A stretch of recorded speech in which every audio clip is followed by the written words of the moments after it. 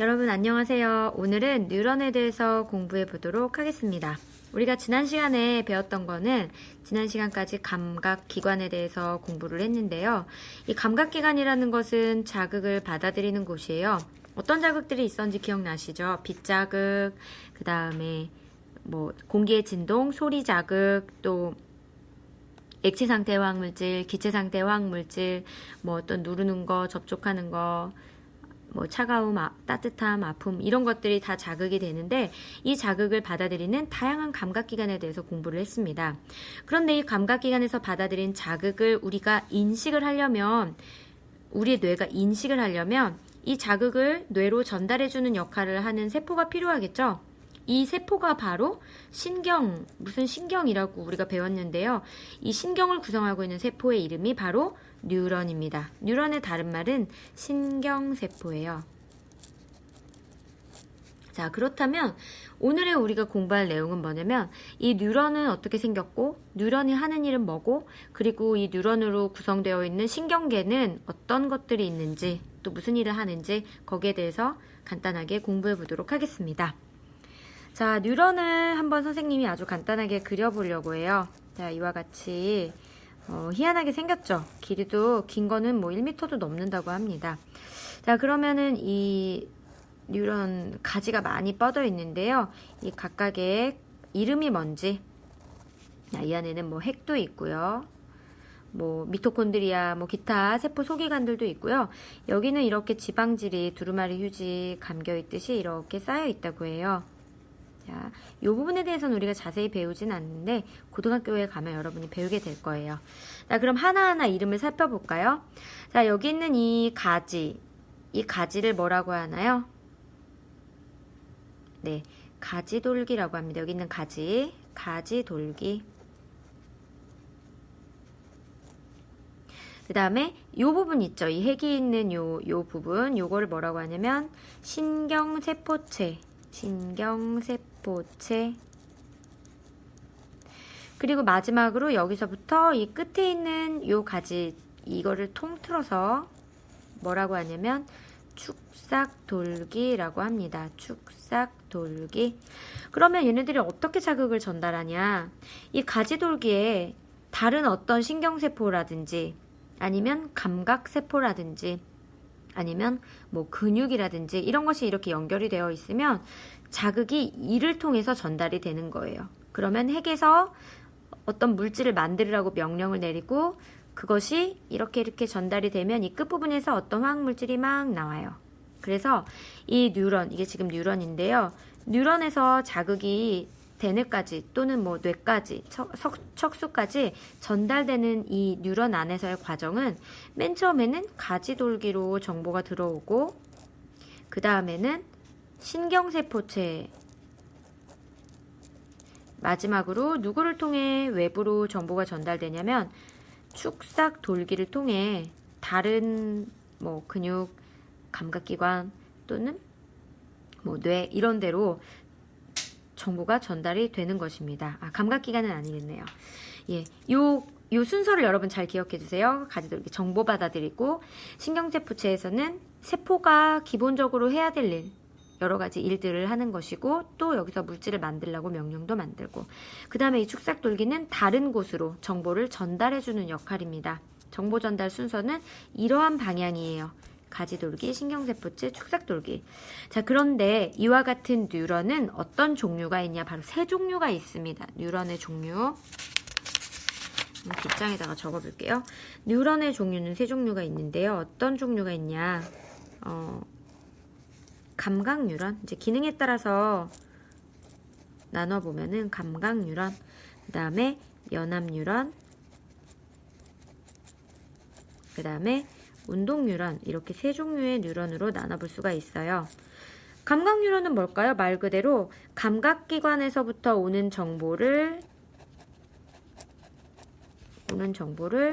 뇌 또는 중추 신경계, 우리가 이제 배우겠지만 중추신경계로 전달하는 역할이고요. 연합 뉴런의 역할은 뭐냐? 감각기관에서 오는 정보를 통합하는, 여러 감각기관에서 동시에 자극이 들어오잖아요. 이 자극을 통합하고 말 그대로 연합하는 거예요. 통합하고 명령 내리고 이런 역할을 하는 게 연합뉴런이고요.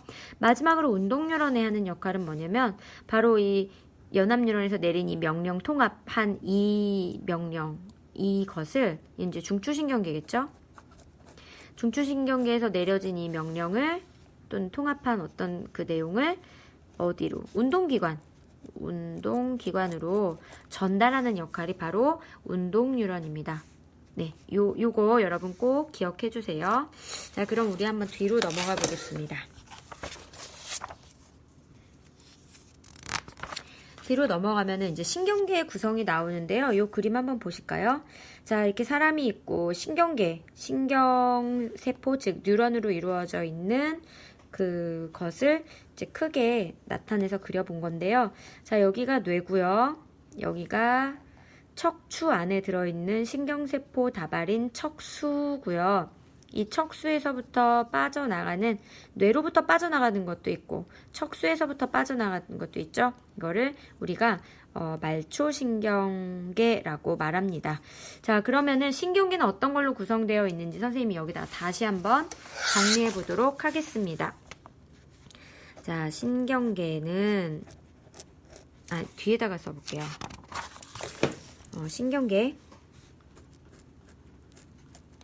신경계는 크게 둘로 나눠볼 수가 있어요. 중추신경계와 말초신경계로 나눠볼 수가 있어요. 이 중추신경계는 아까 그림에서 봤듯이 뇌와 척수를 말합니다. 중추신경계는 다시 둘로 나눠지는데요. 뇌와 척수는 척추뼈 안에 들어있는 신경다발을 말해요. 척수. 자, 그 다음에 말초신경계는 다시 두 가지, 기능에 따라서 두 가지로 나누는데요. 어떻게 나누냐면 체성신경계와 자율신경계로 나눌 수가 있어요. 어렵죠, 말이. 체성신경계는요, 우리가 의지적으로 명령을 내려서 내 의지대로 되어지는 그것을 말하고요. 자율신경계는 그 말 그대로 내 의지와 상관없이 내 몸이 자율적으로 명령을 내리고 그에 대해 반응하는 자율신경계라고 말합니다.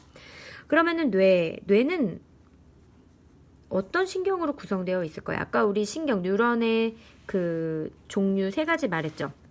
감각뉴런, 연합뉴런, 그 다음에 운동뉴런. 네. 뇌와 척수는 중추신경계, 즉 명령 내리는 곳이거든요. 얘네들은 다 연합뉴런으로 구성이 되어 있어요. 연합뉴런, 얘도 연합뉴런으로 구성이 되어 있고요. 체성신경계는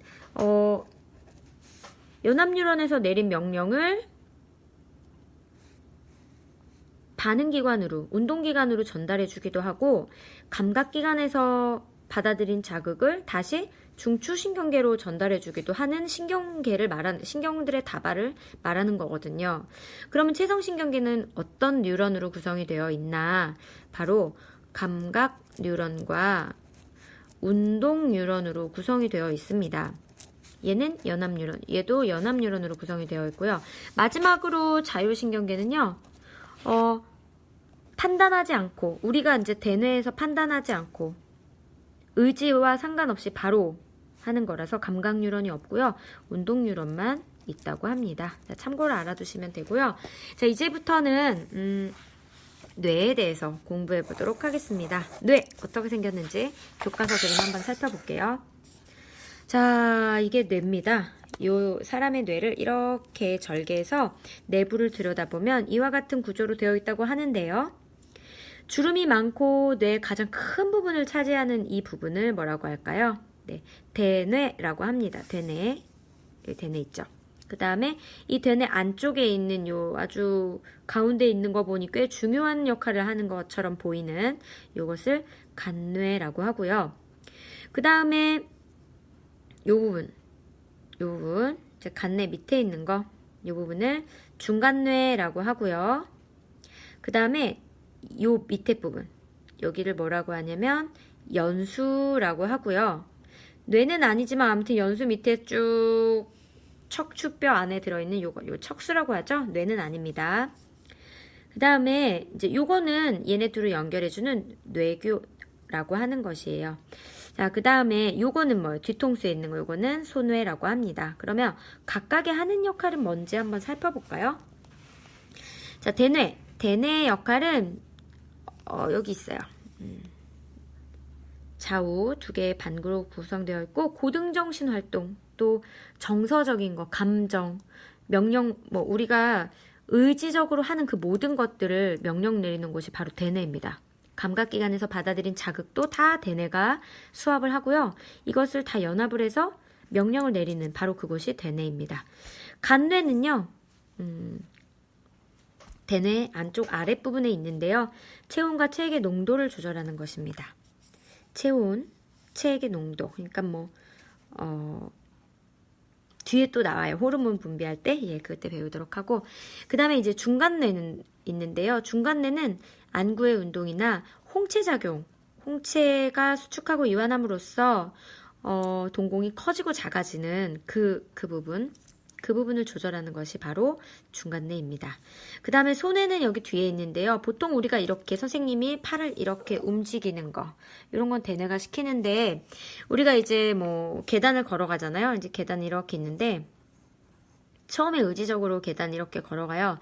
근데 한두 개 걸어가다 보면 계단의 높이를 우리가 기억하고 그 다음부터는 보지 않고도 계단을 툭툭툭툭 기억하고 대략적으로 이렇게 잘 걸어가죠. 안 봐도.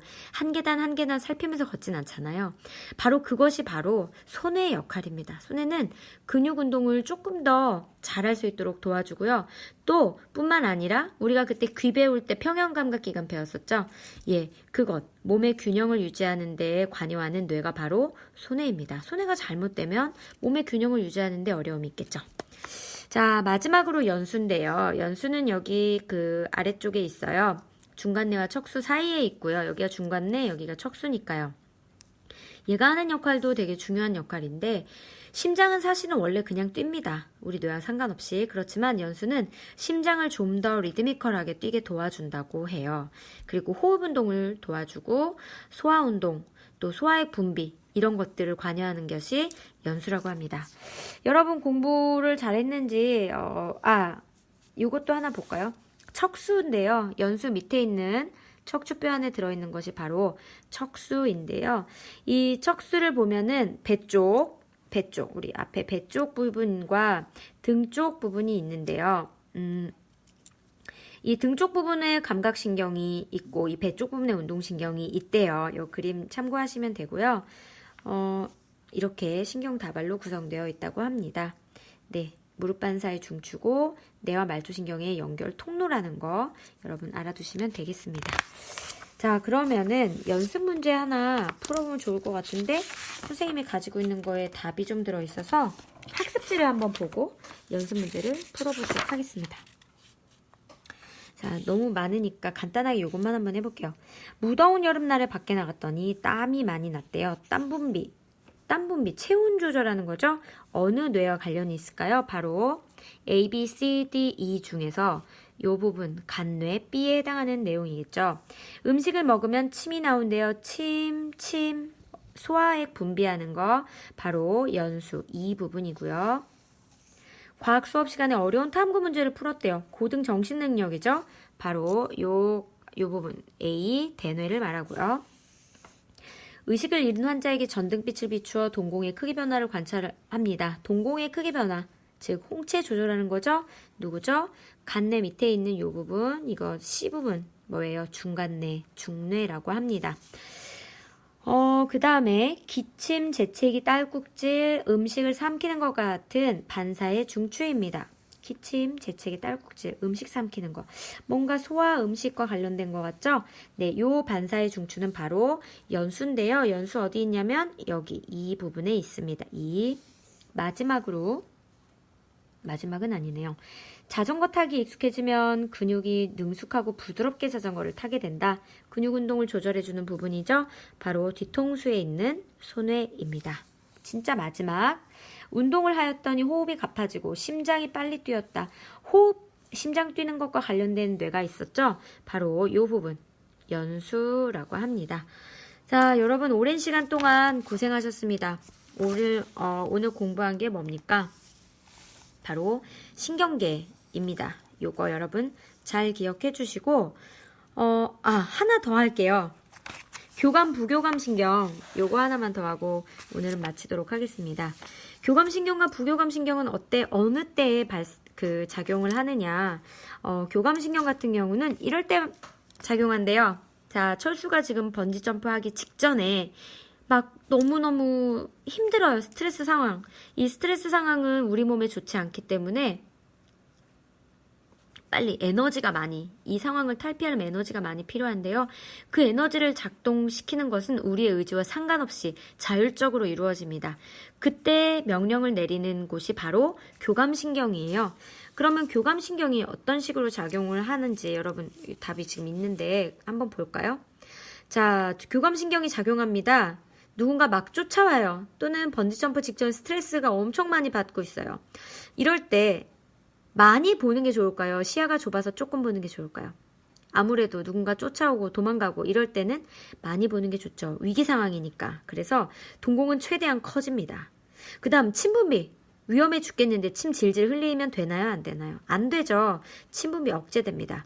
심장박동. 위험해요. 에너지 많이 필요해요. 에너지를 많이 내려면 세포가 호흡을 많이 해야 되죠.